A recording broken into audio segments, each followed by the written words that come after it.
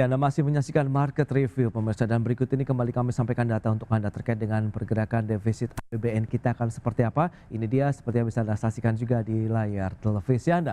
Defisit APBN kita akan lihat presentasinya terhadap PDB seperti apa dari tahun 2018 sampai dengan proyeksi di tahun 2025. Ini outlook-nya kita memang terlihat defisit APBN sempat mencapai 6,14% di tahun 2020 karena kita tahu juga ada pandemi COVID-19. Kemudian cenderung turun untuk defisit APBN terendah di tahun 2023 1,65% terhadap PDB, kemudian cenderung naik di tahun 2024 2,29%, kemudian di tahun 2025 ini ada potensi mencapai 2,78% terhadap produk domestik bruto. Dan selanjutnya kita cermati dari sisi belanja negara. Seperti apa belanja negara yang sudah dilakukan begitu sejauh ini oleh pemerintah di tahun 2021 kita mencapai sekitar 2.786,4 triliun, kemudian di tahun 2022 cenderung naik sampai dengan outlook 2025 di 3.527,5 triliun rupiah untuk belanja negara yang akan dialokasikan atau dibelanjakan.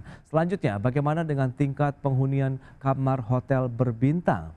Ini dia yang menjadi salah satu juga pertumbuhan sektor pariwisata yang menjadi salah satu indikator dari okupansi di perhotelan atau tingkat hunian kamar. Januari sampai dengan Juni kita lihat sempat turun di 33,56 ini untuk tingkat okupansinya, kemudian cenderung naik sampai dengan bulan Juni lalu di 49,98 untuk tingkat penghunian kamar hotel berbintang. Baik, kita akan lanjutkan kembali perbincangan dengan narasumber bersama dengan Pak Didi Leonardo Manaba, kemudian juga Pak Trubus Terhadiansah.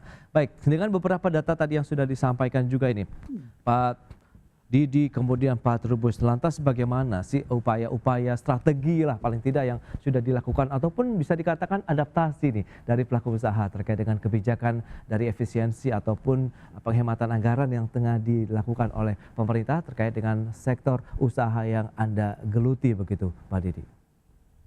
Ya, saya ingin mengatakan begini bahwa Ya. sekali lagi efisiensi kita pahami, kita mengerti. Ya. Tetapi jangan lupa bahwa sektor pariwisata ini cukup besar dampak ke masyarakat karena saya tidak hanya berbicara tentang akomodasi atau hotel saja. Ya. Saya berbicara tentang banyaknya multiplier effect, ya, destinasi wisata, transportasi, makan minum, UMKM, belanja dan lain-lain sebagainya.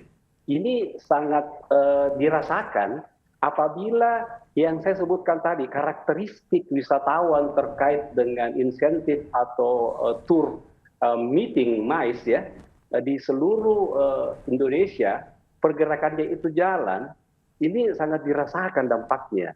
Di mana kita juga dalam konteks karakteristik wisatawan ya untuk MICE ini kan ini kita butuhkan orang yang bisa melihat bagaimana Indonesia ini sangat bisa menjanjikan orang tidak meeting di satu tempat saja, tapi orang bisa merasakan meeting di beberapa tempat, ya sambil leisure. Ya, ini kan soul and mind. Bagaimana orang bisa melakukan rapat, melakukan meeting itu bukan hanya sekedar membahas apa yang ingin dirapatkan, tetapi after meetingnya juga bisa berdampak pergerakan ekonomi yang cukup besar dari sektor pariwisata. Baik. Jadi karakteristik MICE ini sangat luas sebenarnya, Mas. Nah, Pak Kami Didi harapkan, kalau kita bicara mengenai kontribusi dari sisi pendapatan ataupun dari sisi belanja pemerintah begitu ya melalui anggaran MICE pemerintah pusat daerah begitu perjalanan dinas yang dilakukan ini seberapa besar terkait dengan dampaknya kontribusinya terkait dengan sektor travel agent sendiri? Iya, travel agent ini mempackaging semua komponen yang saya katakan tadi. Ya.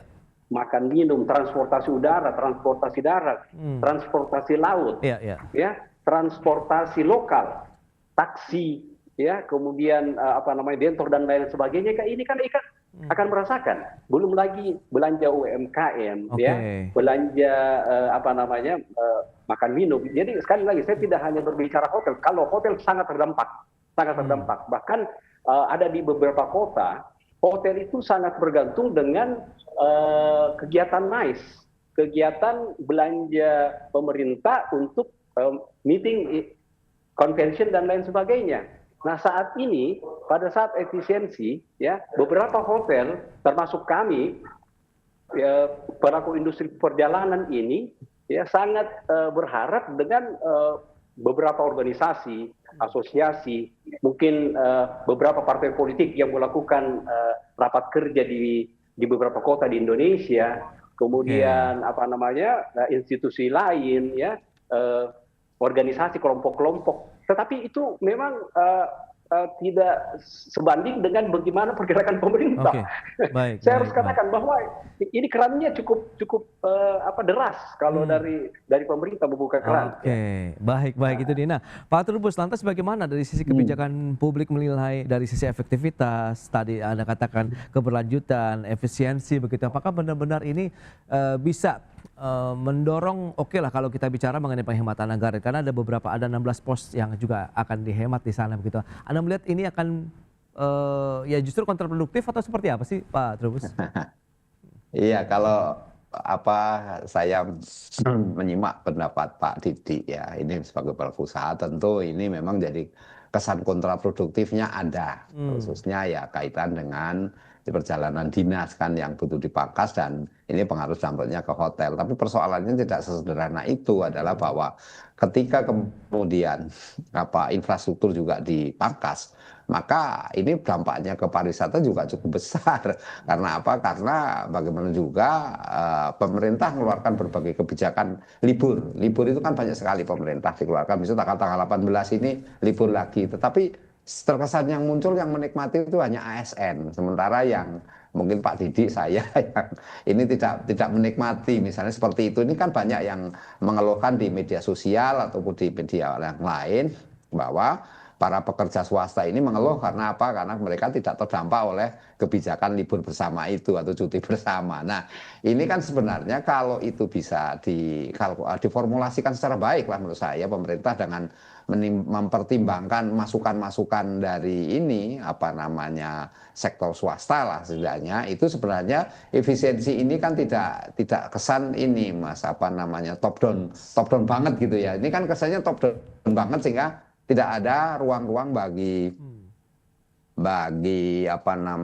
pelaku usaha atau sektor swasta untuk istilahnya berkontribusi memikirkan, karena sebenarnya kan efisiensi anggaran ini kaitan langsung memang persoalan kesehatan APBN, tapi kan tanggung jawabnya tidak murni pemerintah, tapi sebenarnya harus tanggung jawab bersama, karena dalam rangka apa? Tetap pembangunan ke depannya adalah pembangunan yang berkelanjutan.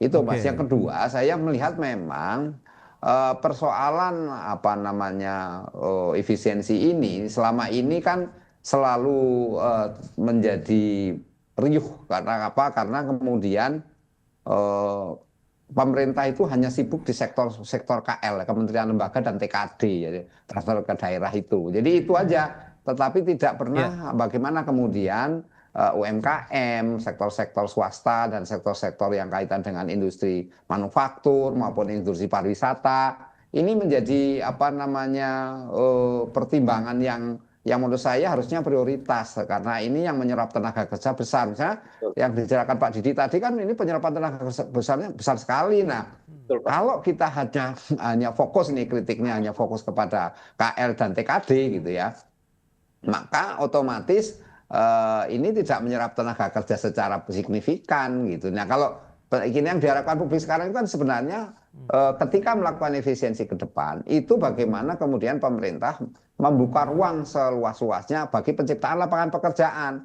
Nah, lapangan pekerjaan yang paling cepat itu ya di sektor pariwisata itu cepat sekali karena dan itu sangat besar. Tadi dijelaskan sama Pak Didi, sektor swasta pariwisata tidak hanya melulu konteksnya ini ya perjalanan, tapi lebih kepada juga bagaimana tempat-tempat wisata itu menyerap tenaga kerja. Itu intinya kan seperti itu. Pak Trubus, tapi kalau kita kaitkan dengan pelebaran defisit APBN begitu kan upaya juga pemerintah harus menjaga ketat sekali begitu dari sisi fiskal kita untuk tetap aman khususnya dari APBN.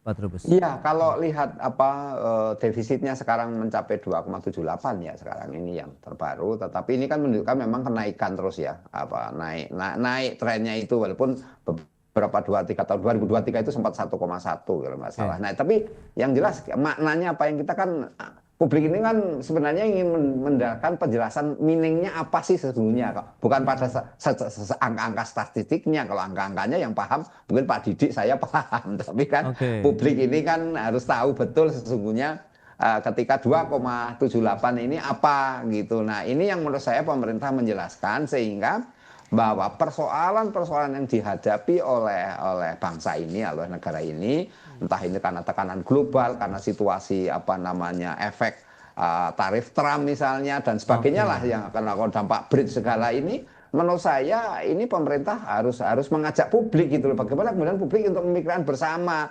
Nah di dalam publik ini kan tentu pengertiannya adalah tidak semata-mata sektor government, tapi juga sektor private ini. Nah, sementara yang selama ini berkontribusi terhadap konsumsi, karena kan gini, kalau kita belajar dari apa yang dilakukan oleh Presiden sebelumnya Pak Joko Widodo, itu kan lebih banyak ke ini pertumbuhan ekonomi kita ditopang oleh konsumsi gitu loh. Nah, sekarang kalau konsumsinya menurun karena itu PHK, karena kemudian masyarakat daya beli turunnya turun, sementara pemerintah hanya mengandalkan bansos-bansos terus gitu ya. Ini kan juga akhirnya yang kita lihat kemudian kita tidak tumbuh 5,12% itu diakui secara utuh gitu. Yang terjadi malah pro kontra itu Mas. Jadi padahal kita berharap kalau bisa 6%, itu 6% sampai karena kita cita-citanya paling tidak sampai 2029 selama pemimpinan Pak Prabowo ini kan targetnya Astacita adalah 8%. Ya. Kalau itu bisa tercipta, ini kan suatu hal yang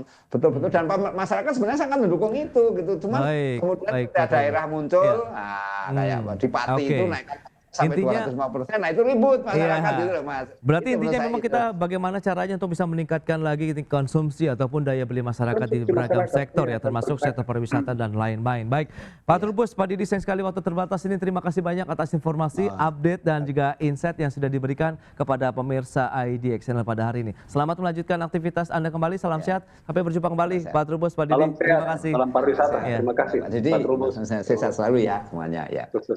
Baik, pemirsa, 1 jam sudah saya menemani Anda dalam Market Review dan perbaharui terus informasi Anda hanya di IDX Channel, your trustworthy and comprehensive investment reference. Karena urusan masa depan harus terdepan, aku investor saham. Saya Prasetyo Wibowo beserta seluruh kerabat kerja yang bertugas pamit undur diri. Terima kasih, sampai jumpa.